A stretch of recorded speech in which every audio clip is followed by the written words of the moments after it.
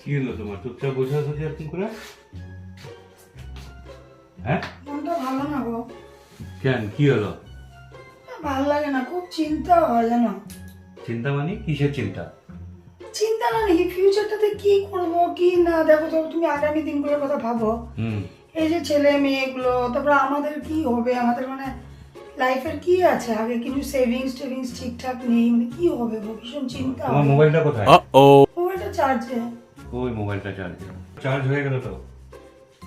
Mobile charge হয়ে charge গেছে? হ্যাঁ হ্যাঁ হ্যাঁ, দেখো।